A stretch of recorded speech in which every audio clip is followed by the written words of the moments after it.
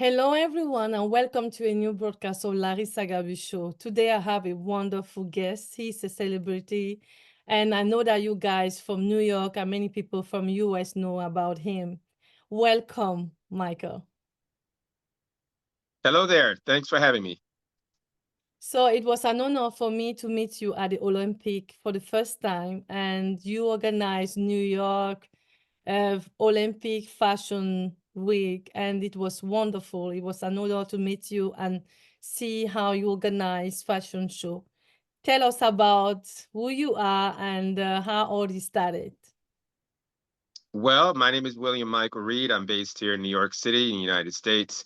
I've been in fashion a little over 39 years. I got my start many years ago just doing print work, little runway shows here or there, but most importantly, just going out and just learning how the business works. At the time, I was 17 years old in high school in 1985.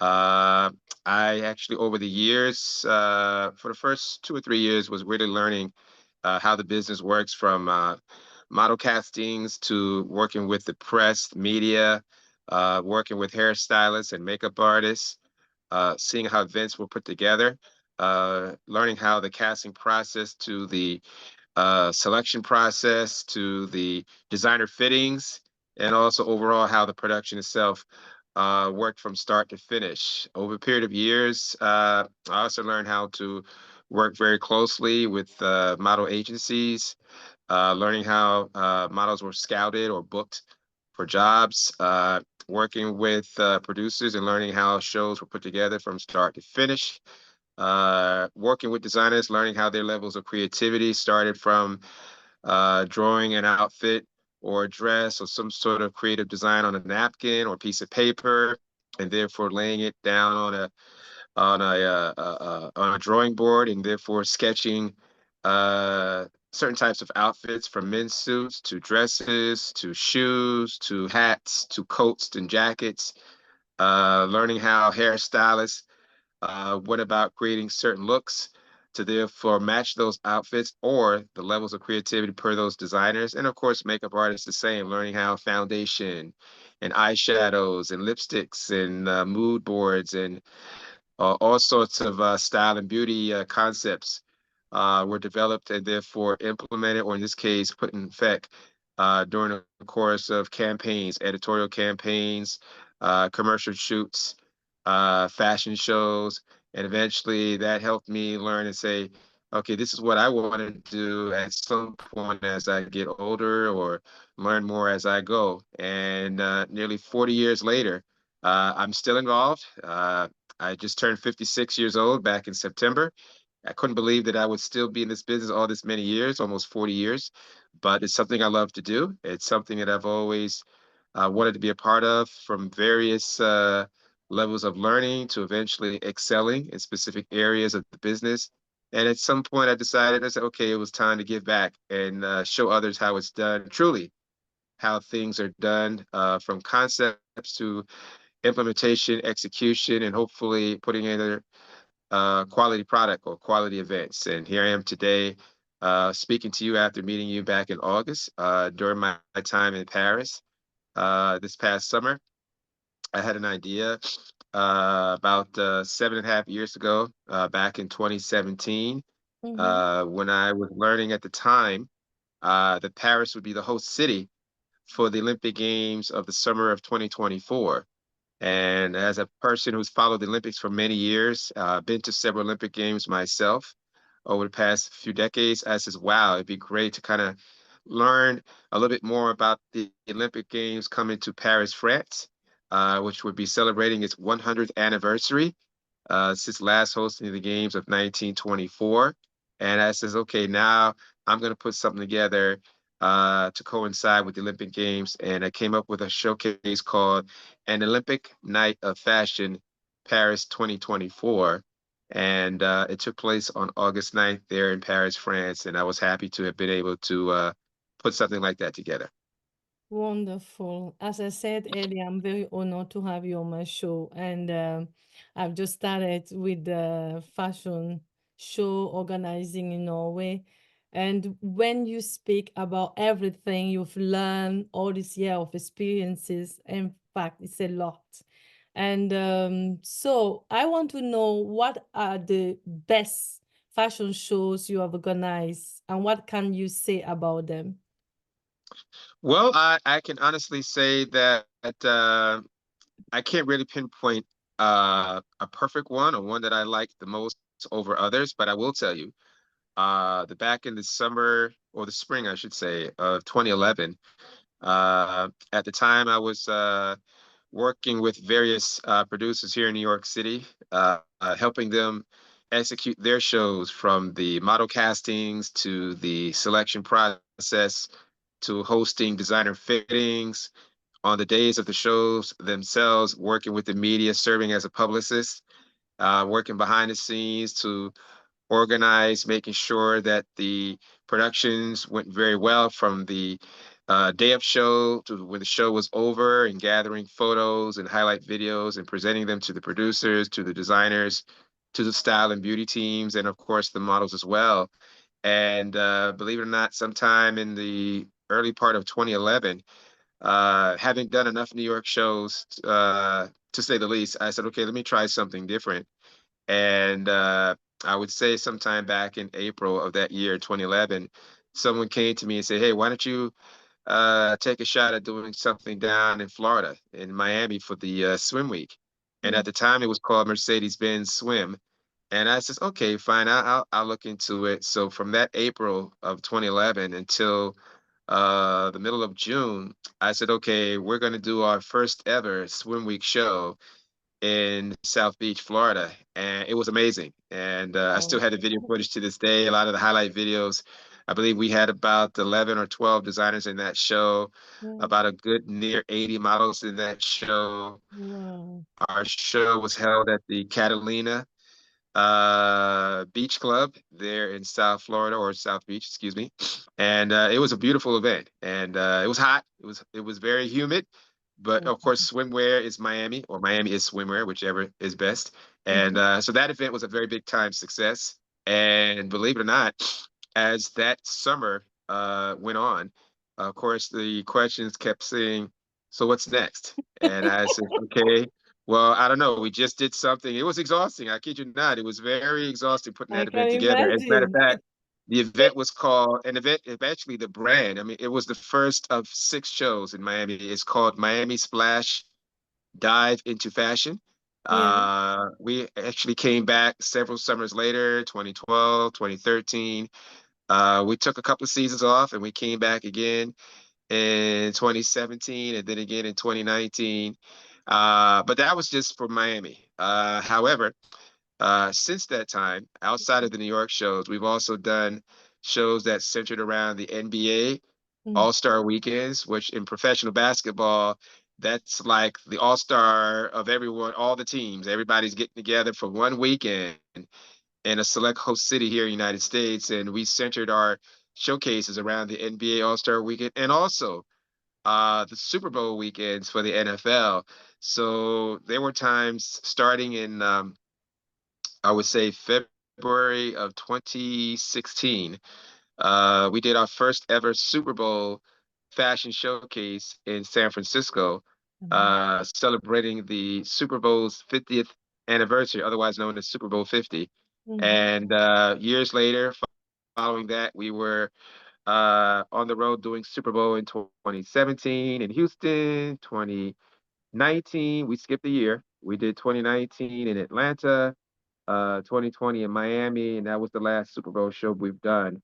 But also we've done NBA All-Star weekends in Los Angeles, in New Orleans, and that was also something because I'm a big sports fan. So we try to combine sports and fashion together. So I Exactly. would say all in all, there were various Super Bowl shows, NBA All-Star Weekend shows, and also Swim Week shows that I could not pinpoint which one was the best because they were all good in their own way. But our New York shows, we just celebrated our 16th season in September of 2023. Yeah. After having taken a couple of seasons off this past February and September, I'll be back again for 2017. Thank you so much. That sound like whoa. Where do you get all this energy and motivation and in fact? Well, from a motivation standpoint, I would say, I don't know, I just watched others do their shows, producers. I've worked with several producers here in New York alone, and even working as a production assistant, working as an assistant casting director, or somehow just being on the outside looking in and watching how shows went about, coordinating model castings and how the publicity came into effect. And I said, okay, I want to do that. I want to work with the photographers. I want to work with the video people. I want to work with the reporters. I want to work with the writers. And as a person who loves to write myself, I'm an editor in my own way. I like to write stories. I also like to write news articles on other people, not just, covering an event, but also describing an individual so the public will have a better opportunity to learn more about a designer, learn more about a producer, learn more about how hairstylists and makeup artists put together their looks. Because, all in all, when it comes to putting together a show, and I've learned from watching others, I took a little bit from here or there and anywhere that I was associated with, and I tried to apply it to my own productions. And I will say, Mhm, after at some point I was in Paris back in 2014 for Paris Fashion Week. And mhm, when I came back in October of that year, 2014, I says, okay, I reached a point where I was helping so many people here in New York alone with their shows. I was always known as, okay, that's the guy that we need to talk to. If I want to watch that show, if I want to cover that show, if I want to participate in that show, if I want to learn more about that, how the show works, let's call William Michael Reid because he's tied into the network. So I was always being told that you're that go-to guy. So what are you working on? And who are you working with next? And what do you have coming up? And at the time, I wasn't producing anything. I was just helping others produce their shows. And I even went over to Paris back in 2014, like I said, September of that year, and I worked on an event. And I said, you know what? When I get back to the States, uh, at the end of Paris Fashion Week, I'm going to put together my own show. Yes, I had not done it before, wow, been fully in charge of an event, but that year, I'd say around November or December of 2014, I mhm, said sometimes you have to break out, you have to step up, you have to therefore elevate mhm, your professional career to a certain level that many people probably don't think you can get to. Saying is, so at some point, right after the event that I basically came back from doing in Paris, I sat down, I met with one of my producers who at the time, he was like a mentor of mine. And I went to him and I said, I have an idea. I want to create my own show. And he said to me, he says, so what type of show do you want to do? So I said, I want to create a show that has an international appeal to it.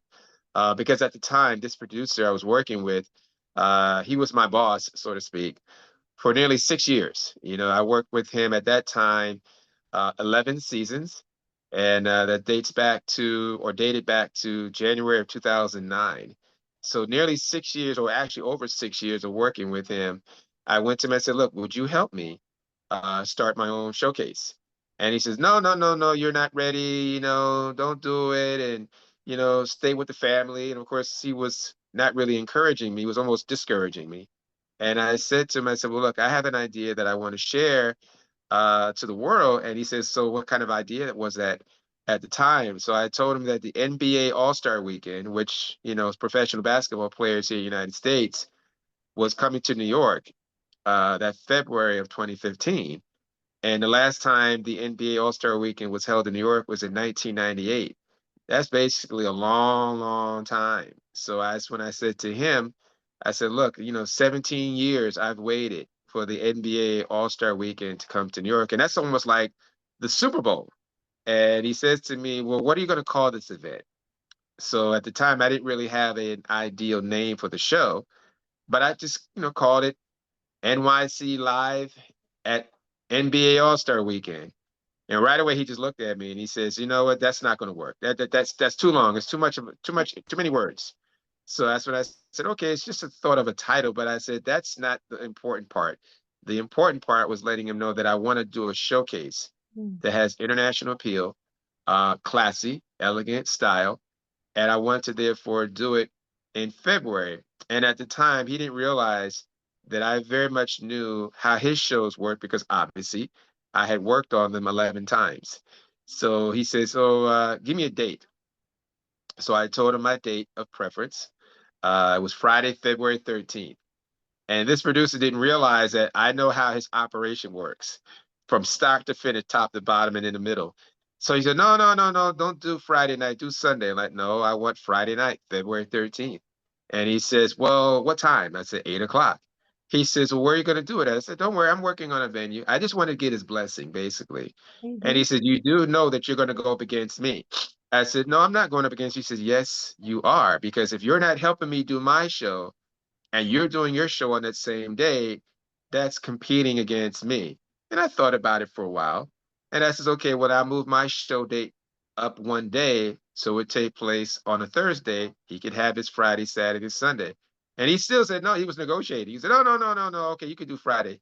He says, "What time?" I said, 8 o'clock. He says, "Why 8 o'clock?" I said, "Because that's prime time." He says, "Well, do you have a location?" And like I said, I'm working on location. So he says, "You know what? I got an idea." And he literally said this to me. He said, "As opposed to you doing your show on a different day, why not do it on a Friday? You could use our location. You have access to all the models. You have access to all the hairstylists, the makeup artists, the press." And I just looked at him like he was really not wanting me to leave. So he was convincing me, negotiating, as I said, to keep me working with him, but also didn't realize that I had my own dreams of wanting to produce my own show with or without his help. And he convinced me to say, "Okay, so how are we going to do this?" So I said to him, I says, "All right, well, we're going to go with a Friday night, February 13th, 2015, 8 o'clock show." And he says, "Okay, what's your budget?" He literally asked me what my budget was. And I says, "Are you kidding me? Are you going to charge me after working for you for 6 years?" Oh my. And he said, "Yes." So he didn't realize that I had money in my pocket because I just knew he's a negotiator, he's a businessman, and so am I. So I gave him what I had in my pocket, and he says, "Okay, consider this a deposit." And this was negotiated on Friday, January 7th of that year. So the show was more than a month away. And once he gave me his okay, his blessing, I just went crazy on promoting the event for over 35 days, 40 days almost. And on the day of the show, when he saw we had over 700 people in a ballroom in Times Square and about nearly 200 press, I had 5 designers in the show. He came to me and he says, he calls me Michael. He says, "Michael, is this what you were telling me?" I said, "Yep." He said, "We need to go into business together." And I'll never forget that night of February 13th of 2015. 9.5 years later, we've done 16 seasons. Wow. And he has never been to any of our shows outside of that one show. But I had to let him know. I said, "Look, I'm a producer too. I had to learn from the best to perhaps one day become one of the best." Mm. And he knows very much about what my shows take place, how they are constructed, because I learned from him and others like him. Oh. So I spoke to that same producer, and here's something for your audience members to know about me. I went to that same producer back in June of this year because we announced our event for Paris we were working in silence or working in secrecy between February of this year and May. And I told my production team, I said, "Do not say anything. Do not put anything on social media. We are working, like I say, behind the scenes. I want to put something together to take place in Paris during the Summer Olympics, but I don't want anybody saying anything on social media. Keep it very quiet." And of course, right before the end of May, when we had our venue contract in place. We signed, sealed, had the deal done. I said, "Okay, now we could go announce it." So on that Tuesday evening, June 4th, I announced everything on social media, and my phone, my email inbox, my inbox on social media just blew up like a Christmas tree. And this same producer called me a few days later.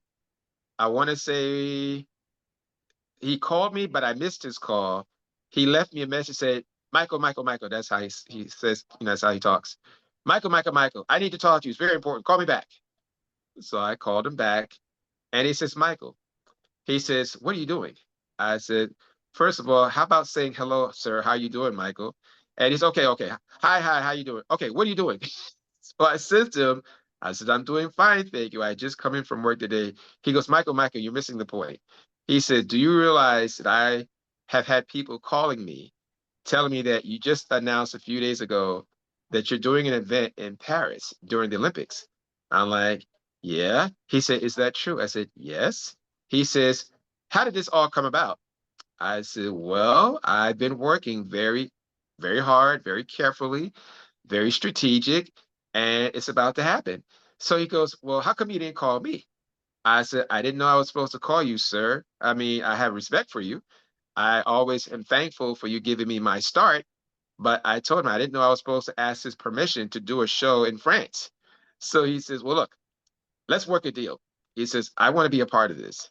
He says, Wow. I just came back from France, and he was right. He says, I'll be back again in September. Why don't we work together? So I said to him, okay, in what capacity? And I knew he was negotiating to see exactly where my thought process was. And I said, so in what capacity would you like to, join us, work with us? He says, well, make me an offer. And I said, excuse me? He says, make me an offer. I said, what kind of offer? He says, well, I mean, I could bring the press. I have models. I have designers. Maybe I could show a collection. And he said all this stuff to me. And I said, you know what, sir? I said, I think we're going to be okay. So he said, well, how is that? I said, because we're going to be okay. I thank you. I says, if it ever comes a time that I may need to reach out to you, I will.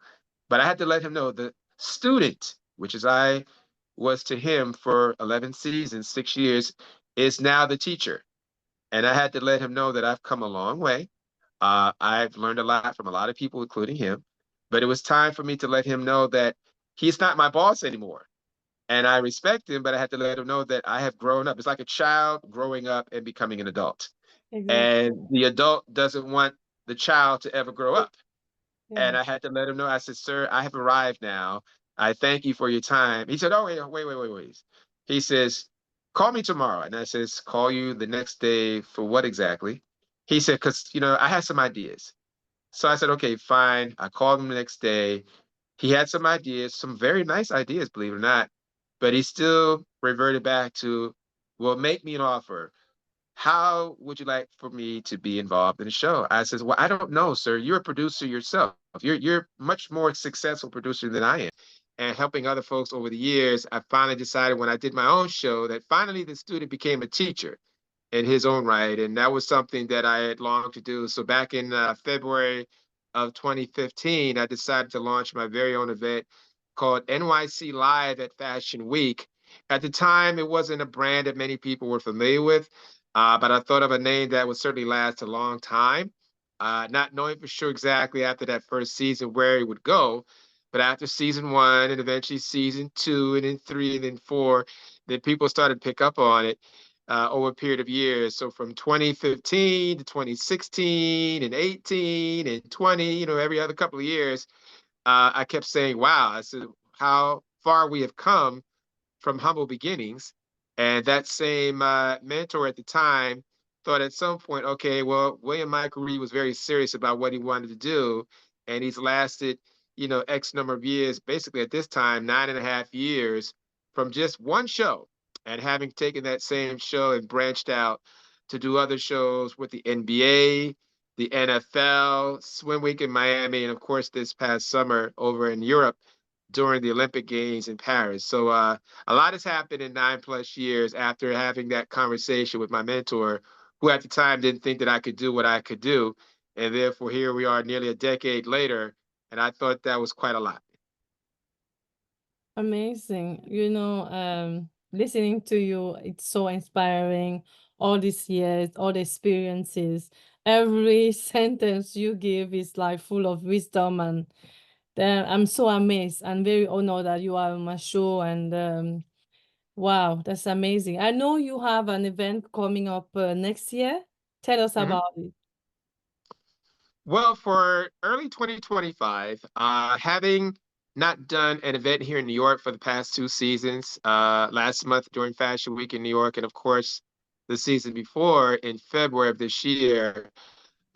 We've last done a showcase in New York for September of 2023. So for the past 2 seasons consecutively, many of my colleagues, fellow fashion show producers, models that I ran into, actually attended 4 different shows in September last month during Fashion Week in New York. And of course, I go to a show and somebody automatically recognizes me and they say, "Hey, you're that producer that does a show called NYC Live, right?" "Yes." "Hey, are you doing a show this season?" "No." "Why not?" "I'm taking a break." So you run into models and designers and the media, people that are so used to seeing you twice a year in New York alone, February and September, respectively, that I had to let them know, "Don't worry, we're coming back." "When?" "We'll be back in February of 2015. That's like a person saying, "I'm gonna take a season or a semester off from college. I'll go back next semester," and they never do. In fashion, it kind of works the same way. People say, "Oh, I'm taking a season off," or "I'm taking a year off," and sometimes they just fade away. But I'm not having that happen. I needed to take this past 2 seasons off just to kind of recharge, re-energize, and come back, stronger, especially after having done the showcase in Paris back in August for the Olympic Games. So now, going forward, we have a show date scheduled for Tuesday, February 11th, which is the last day of Fashion Week in New York. And 26 days later, on Thursday, March 6th, we'll be back in Paris for Paris Fashion Week itself. So that's 2 shows, 2 different countries within 26 days of each other. And I'm ready for it. I've already begun planning for it. Amazing. I can't not forget how the fashion show in Paris was. That's where I met you for the first time, as we mentioned. And my dear friend Manish Vai, who connected us, he's in Paris now. And I'm looking forward to be part of this next year as well. And back to the Paris Fashion Week, it was really nice. It was amazing. And I know that the magazine is coming soon. You tell us a little bit about it. Okay. About it. Well, the editor-in-chief, his name is Richard Simpson. He's a photographer. His passion is, of course, taking pictures during Fashion Week in New York. I've known Richard since, gosh, 2009. He's covered every season of our show in New York. Wow. But he had told me back in, I believe it was April or May of this year, a few months before we did the show in France during the Olympic Games, he said, "Michael, I can't make it to France this summer, but let me know for sure if you need anything else when you guys get back." So I just took it with a grain of salt, no problem, no worries. But when I came back in middle of August, about a week after the show was over, I sent some pictures over to several photographers who cover our shows in New York, including Richard. Mm, And he alone reached out to me at the end of August and said, "Hey, Michael, send me your highest quality pictures. I want to do a news article on your show for which you just basically finished doing there in France and have that article come out in my October of 2024 issue." And I said to myself, I said, "Is this guy serious?" So I called him and I'm like, "Well, what do you need?" He said, "Well, look, I need all high-res images. I need for you to do an article of yourself, not an article, an interview of yourself." And I said, "Stop right there." I said, "I cannot interview myself. I know how to describe myself, but I can't interview myself. That's nearest to impossible." So you go, "Well, just write down a few things on how you got started and how far you've come, what you've worked on." So I said, "Okay, I'll see what I can do." So over a period of weeks, which turned out to be a month later, right before the end of September, I just wrote up something that I thought was basic description of myself, but I really wanted the emphasis to be solely based on the show itself and the mm, show's participants. We had 11 designers in that show. wow. We had nearly 80 models in that show. We had a lot of press that came to cover the show, and of course, the style and beauty team as well. So I wanted to focus the emphasis as well to Mm, be on them. All those persons, they deserve the credit. Yes, as executive producer of the show, of course, that comes with the territory, but I mm, didn't want the article to be solely based upon me.